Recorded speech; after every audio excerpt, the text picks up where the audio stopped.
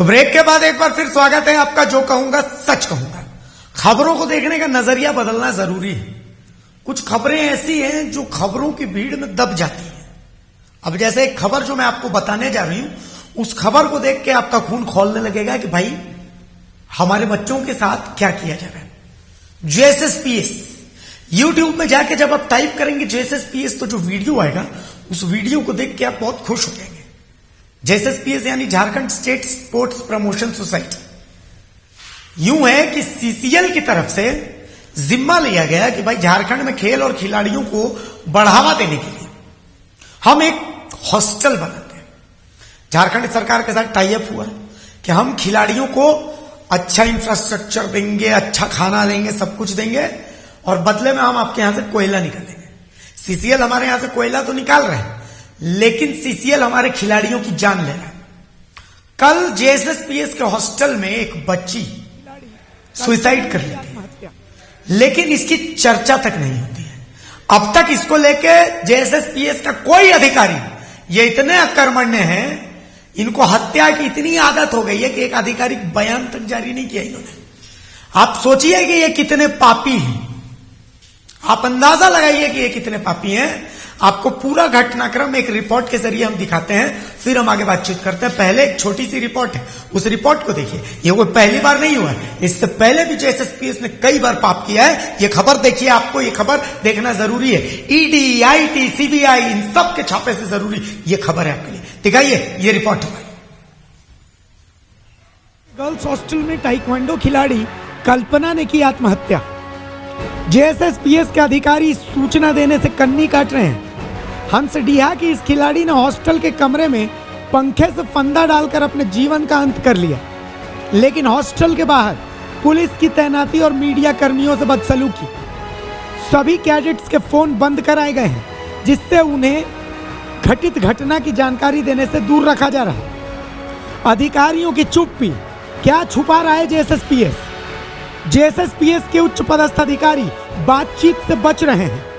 ज्यादातर अधिकारी hotel BNR Chanakya में एक कार्यक्रम में शामिल थे, जिसमें जेएसएसपीएस की कैडेट बॉक्सर अमीषा केरकेट्टा भी शामिल थी और इसी समय यह दुखद घटना हुई। अभी तक कोई आधिकारिक बयान नहीं मिला है। 1 साल पहले हुई थी एक और मौत। क्या सीसीएल सीखा? क्या आप अंजलि उरांव को याद करते हैं? बीते वर्ष जेएसएसपीएस की कैडेट अंजलि उरांव की मौत की खबर सुनी गई थी। इसके बाद सीसीएल ने उसकी मौत के बाद 6,40,000 रुपए मुआवजा दिया था। सीसीएल की अकर्मण्यता का दौर आखिर कितनी बार? सीसीएल एक बार फिर से अपने अधिकारियों की अकर्मण्यता के चलते एक कैडेट को खो रहा है। इस बार यह जानना है कि कैडेट की जान कितनी कीमत पर चली गई है और सीसीएल क्या कदम उठा रहा है। आप सोचिए कि पत्रकार जब पूछने जाते हैं कि क्या हुआ है, अंदर छात्र जो जितने कैडेट्स हैं उनका मोबाइल बंद करवा दिया गया है। आप वहां आसपास नहीं फटक सकते हैं। गार्ड्स साथ में डंडा लेकर के घूम रहे हैं। अरे ये क्या बात है? मतलब आपने जेल में बंद कर रखा है।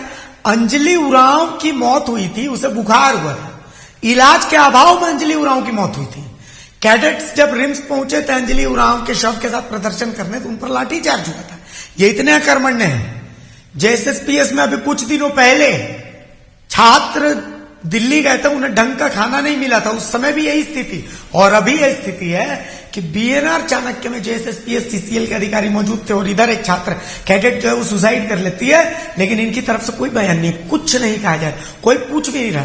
हम पहुंचे राजनीतिक दलों के पास, हम बीजेपी के पास भी पहुंचे, हम जेएमएम के पास भी पहुंचे कि भाई ये हो क्या रहा है, आप लोग क्यों नहीं आवाज उठा रहे हैं? ईडी को लेकर के तो भैं भैं करने लगते हैं, इनकम टैक्स को लेकर के, सीबीआई को लेकर के भैं भैं करने लगते हैं। बच्ची सुसाइड कर ली है, जेएसएसपीएस को लेकर के काहे चुप्पी साधे हुए? तो जो प्रतिक्रिया आई है वो आपको हम दिखाते हैं। क्या बोल रही है बीजेपी, क्या बोल रहा है जेएमएम, एक बार खुद आप सुन लीजिए, सुनाइए। खबरें आई जैसी मीडिया में कि सुसाइड कर लिया क्योंकि उसका सिलेक्शन नहीं हो पाया था स्टेट टीम में। तो मुझे लगता है खिलाड़ियों पर अनड्यू प्रेशर देने की कोई आवश्यकता नहीं है। हार जीत खेल का हिस्सा होता है, तो खिलाड़ियों को अच्छे कोच के साथ काउंसलर्स भी उपलब्ध कराना चाहिए जो मेंटली काउंसिल कर सके कि भाई आज अगर आपकी हार हुई है तो इससे सीख कर आगे जीत होती है। ये सुसाइड का केस बहुत दुखद है और हम तो स्पोर्ट्स अथॉरिटी ऑफ इंडिया और झारखंड सरकार से भी मांग करते हैं कि जहाँ से ट्रेनिंग फैसिलिटीज़ हैं वहाँ एक मेंटल काउंसलर भी, डॉक्टरों की भी नियुक्ति हो जो ये खिलाड़ियों को समझाए कि हर काली रात के बाद सुबह आती है साहब, एक हार से आपको निराश नहीं होना चाहिए। जितनी भी माने ऐसी घटनाओं की पुनरावृत्ति न हो, सरकार उसका पूरा प्रयास करेगी। जो पीड़ित जो परिवार है, जो बेटी अब हमारे बीच नहीं रही, उसकी आत्मा को शांति मिले भगवान करे, और उसके परिवार को शक्ति प्रदान करे इस दुख को सहने की। साथ ही सरकार जो भी कुछ कर सकती है उस परिवार के लिए वो करेगी। जो दोषी होंगे, अभी तो अनुसंधान शुरू हुआ है, कारण पता चलेगा आत्महत्या था या हत्या था, कौन उसके पीछे है, किसके कारण ऐसी घटना घटित हुई। किसी को बख्शा नहीं जाएगा। हम वो नहीं हैं जो ब्रजभूषण शरण सिंह सरीखे व्यभिचारियों को बचाने का काम करते हैं। जो भी होगा जेल में नजर आएगा। इंतजार कीजिए, 2-4 दिनों के अंदर त्वरित कार्रवाई होगी। खिलाड़ियों का मनोबल न टूटे, खिलाड़ियों की इज्जत आबरू बची रहे। तो हमें यह लगता है कि इस खबर पर सबसे ज्यादा फोकस करने की आप लोगों को जरूरत थी, इसीलिए हमने ये खबर आपको दिखाई।